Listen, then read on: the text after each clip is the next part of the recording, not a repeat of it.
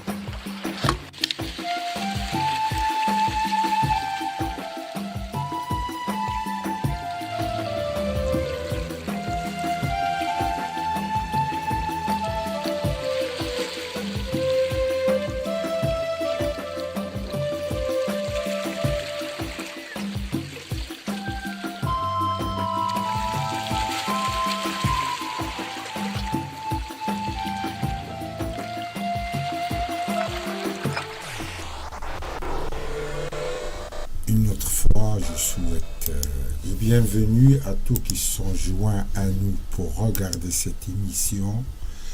Cette émission de votre parole, l'émission d'animation quotidienne. Le thème d'aujourd'hui, c'est les préoccupations des émeutes des Marocains résidant à l'étranger.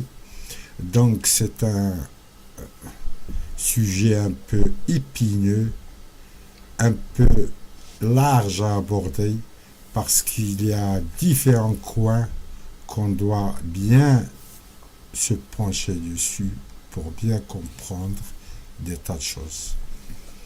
أحبائنا فإن موضوع اليوم من برنامجكم تنشيطي كلمتكم هو خصنا أو سنخصص حلقات لهموم مغاربة العالم. فللحديث عن هموم مغاربة العالم فالموضوع جد شائك ومتشعب حسب الزاوية من حيث سوف نراه أو سوف نمحصه ونفتش عن مكان من الخلل. فأتمنى أن تكون استجابة، لأن كما قلت هو موضوع يتوجب حلقات وحلقات، فحلقة واحدة لن تكفي، لأن هناك عدة مشاكل. فآخر صيحة ما يدور بالطبع بصورة الجالية أو بصورة المهاجر بخصوص المغاربي، وهو يعني كاين بعض الأمور اللي ما خصهاش دوز هكاك مرار الكرام. علاش؟ لأن أولا كتضر بالسمعة كبلد، كتضر بزاف د المسائل، يعني بخصوص أن الصورة مهزوزة بعدا قبل بعدة أفعال. ما نمشوش بعيد باش ما نخليش بزاف ديال التأويلات اعتذر. فالموضوع هو الموضوع ديال الفقي مول 50 أورو.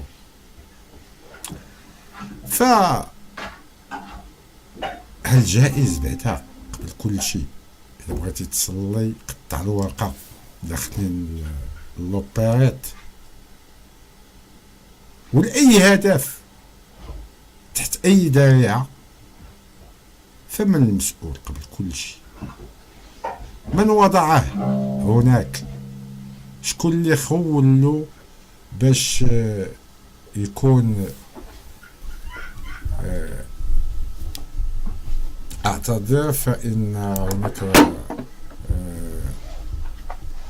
المراقبة تقول بأن البت متعة شيء ما، فسنرى الموضوع والأمر ونعود.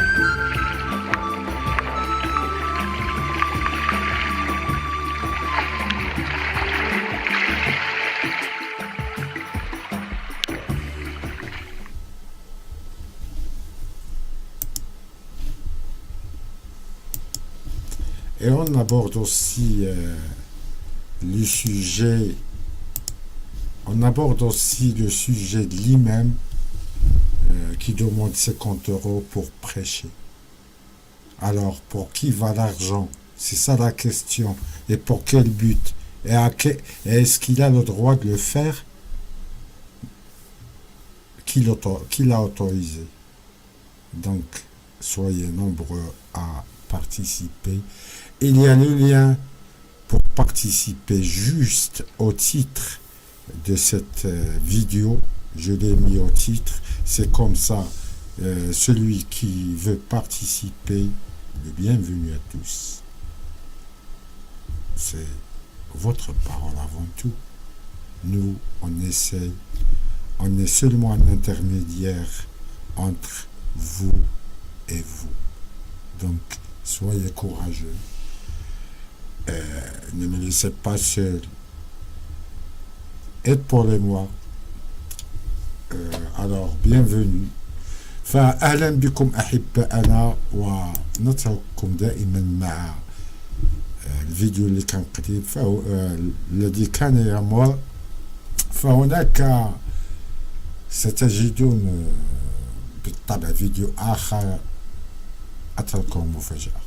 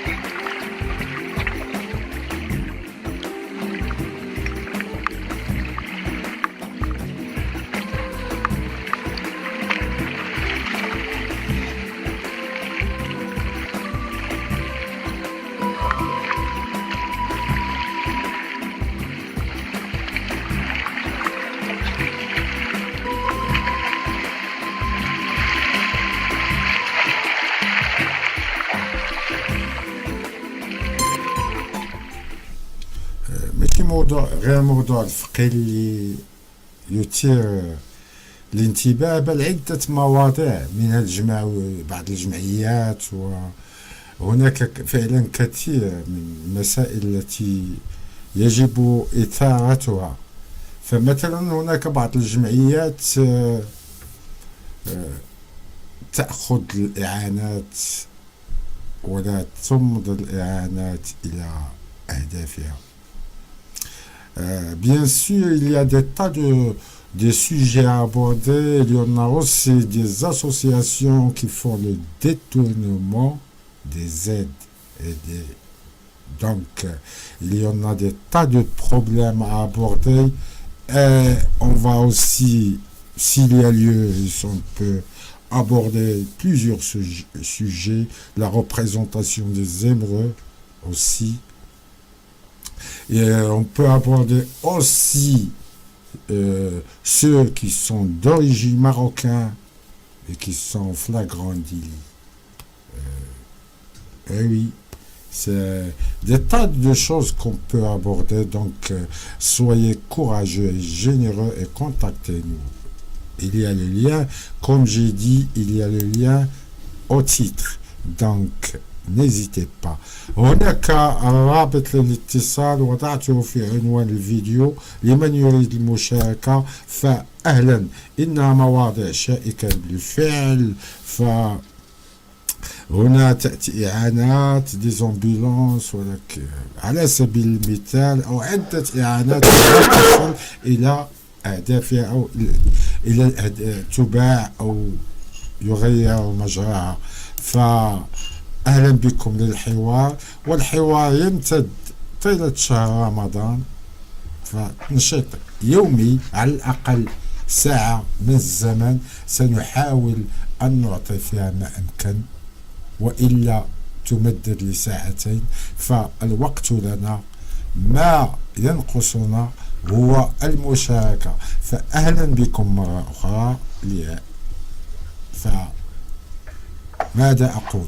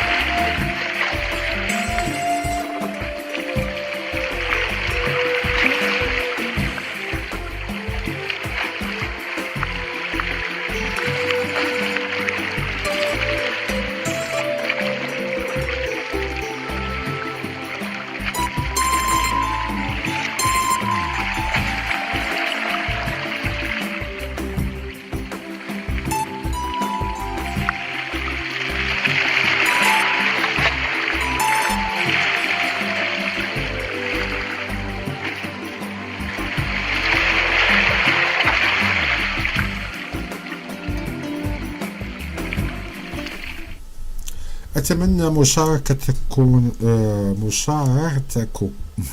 مشاركتكم لنا باقتراحاتكم بنقدكم. فهل ساعة البث مواتية أم لا؟ هذا أول سؤال أتمنى أن تجيبون عليه في تعاليق، فلا تبخلوا علينا بالتعاليق على الأقل. أما فيما يخص abonnez-vous فلكم الاختيار.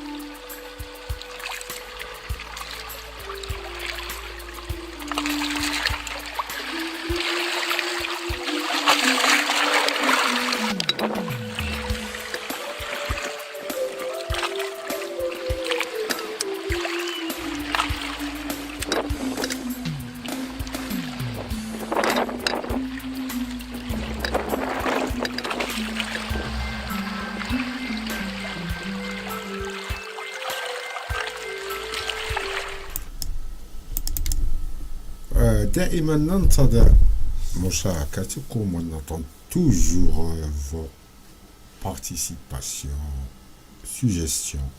Le problème, c'est un large sujet et c'est un problème épineux que il a plusieurs têtes, le problème, le problématique des Hébreux. En ce qui concerne la représentation politique avant tout, est-ce que tous les Hébreux ne sont mineurs en ce qui concerne les votes et tout ça? Oui. Et par quel droit? Ce droit, il était privé de leur droit, comme on dit.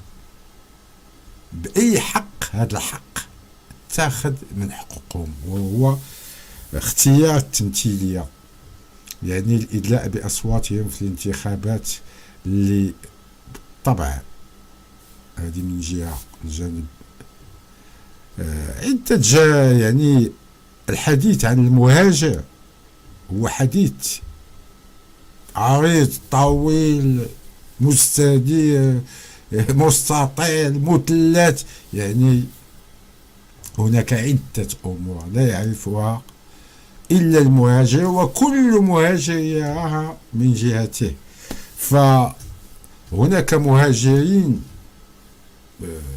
نتكلم عن الجيل الرابع، فالبقية لديهم ارتباط قوي بالوطن الأم، هذا من جهة، وأي إيديولوجيات تؤثرهم في هذه اللحظة.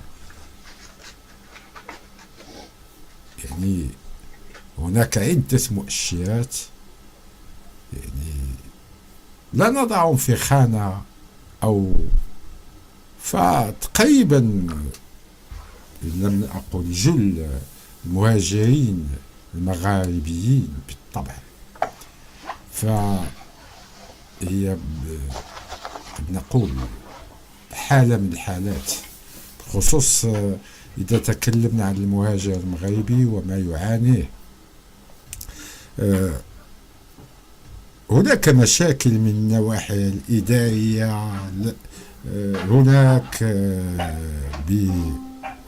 بالوطن وكذلك. فهنا لا أظن أن هناك مشاكل إدارية، هناك عدة قضايا يجب إثارتها، فلا زال الحديث متسع.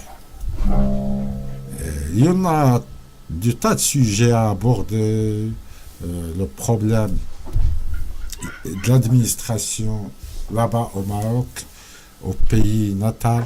Il y a différentes choses. Il y a l'idéologie qui encadre quelques émeutes, une idéologie destructive bien sûr, qu'on doit tous militer et lutter contre l'obscurisme automatiquement. Donc, il y a des tas de choses à aborder. Soyez courageux. Joignez-nous dans ces débats qui vont être tout le mois du Ramadan. Et aussi, si ça marche, on peut partir l'été, toute l'année comme ça, avec une animation stable chaque soir. Kalimatukum, votre parole, c'est votre émission. Je souhaite que vous serez les metteurs en scène.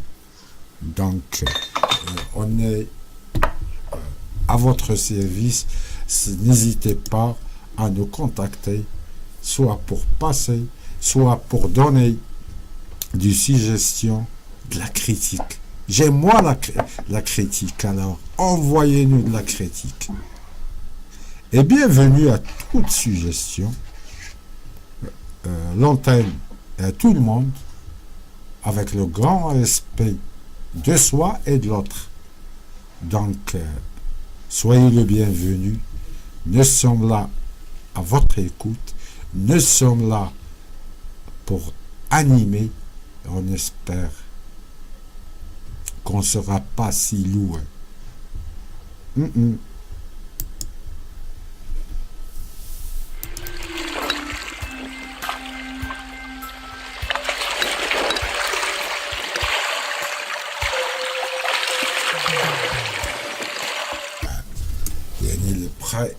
préoccupation des émeutes فهو كما قلنا موضوع شائك من طبيعة الحال ومتشعب، فكنتمنى تكون مداخلات، فإن لحد الساعة كنتسنى، فكنتمنى يكون التفاعل قبل كل شيء، لأن هذه من طبيعة الحال نخوض تجربة فهي فريدة في العالم من طبيعة الحال، لأننا ما كنستعملوش الزوم، ما كنستعملوش أي تطبيق ربما اللي كيستعملوه بعدين. لا نقلل من شأنهم، ولكن نحن نبت بطريقة احترافية. وقد استضفنا بعضهم وسرقوا الفكرة وبدأوا يخوضون، ومن العجيب أن بعض المثقفين أو الفنانة نساقوا عندهم، نعم نساقوا اصحاب بعد سرق الأفكار كيفما كان نوعه.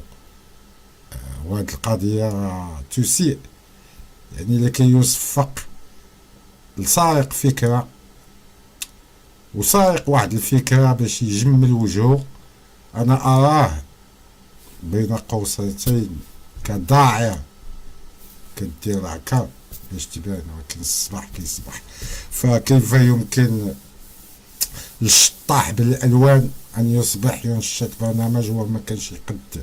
أنا أوجه الكلمة والنقد واحد خير بالضبط، خاطر البرمجي ديالو، وإنما نقول ما يدور بكل تلقائية.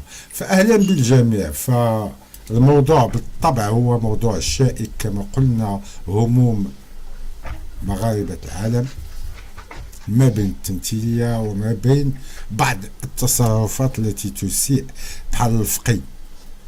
فما دخل هذا الفقي قبل كل شيء؟ أولا خص لا بلد الإقامة يعني بلد الاستقبال، ولا البلد الاصلي يشوفوا هاد 50 اورو اللي كيجمع فين كتمشي لاي تمويل. هذا سؤال كيتطرح. وكذلك يعني كاين هناك بعض الجمعيات مشبوهه اللي كتاخذ دعم وكتاخذ بزاف د المسائل، ولكن ذاك الدعم كيمشي. هذا من جهه بلا ما نتكلموا، يعني الحديث يطول ويطول، ولكن نريد محاورا خصنا اللي يدخل اللي يتكلم. فهل يعني قبل كل شيء توقيت واش ما كيلائمش الجميع؟ نريد اقتراحات قبل كل شيء، نريد انتقادات، وهذا ما نبحث عنه، لأن الانتقاد هو الذي يبنينا. فالقناة تقف وتسقط ولا تسقط، لأن لا تسقط في الخطأ، فنحن نحترم الآخرين، نحترم الحقوق ونحترم حتى الواجبات، ونحترم كلمتنا قبل كل شيء. فالقناة قناة عصامية أخذت دربها قبل أن يبدأ زوم أو ما شابه. فالقناة تبحث عن موضع قدم وتبحث عن محاورين، تبحث عن تجدد، ودائما نحن في تجدد. فكما أقول دائما نتحدى أنفسنا لنعطي ما هو أفضل، دائما نسعى للتكامل، وفعلا التكامل لا يكتمل إلا بمشاركة الآخرين. فأتمنى أن تحتضنوا القناة كما أقول دائما. المشكل في ازدواجية الفرنسية والعربية. أتكلم بالفرنسية لأن بالطبع بلد الاستضافة هو فرنسا. أتكلم بالعربية لأنني مغربي قبل كل شيء. Bienvenue à tous, donc la chaîne est bilingue, on attend toujours vos suggestions et on aime bien le critique. Le critique, ça bâtit, bien sûr. Surtout, notre expérience est la première au domaine, avant que Zoom soit né.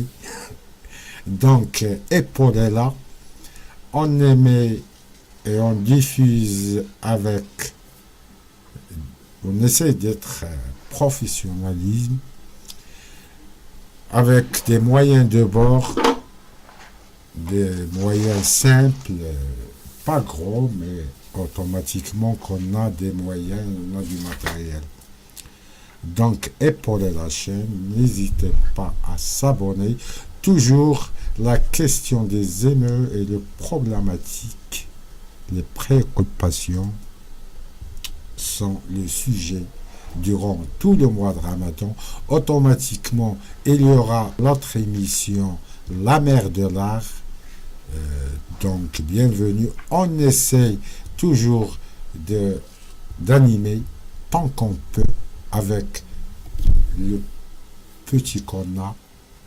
Donc, soyez toujours avec nous et on vous laisse avec la finition du Shalom.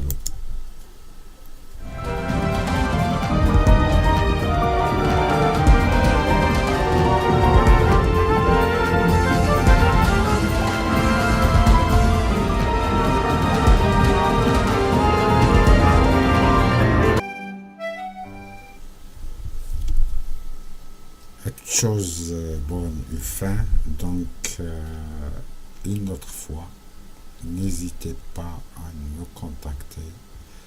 Pour l'émission d'aujourd'hui, la diffusion sera terminée, donc c'est déjà 1 heure plus. Alors à très bientôt et merci à tous.